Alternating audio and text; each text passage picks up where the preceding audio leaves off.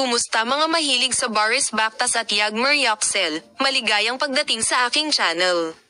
Muli kaming kasama mo sa isang mahusay na pagbabahagi. Patuloy na lumalabas ang mga kawili-wili at espesyal na larawan ni Boris Bakhtas at Yagmur Yoxel na nakakaakit ng atensyon sa social media. Bakit mas pinipili ni Boris Bakhtas at Yagmur Yoxel na tahimik na nakakatugon sa mga alegasyon ng kanilang pag-iibigan na manahimik tungkol sa kanilang relasyon?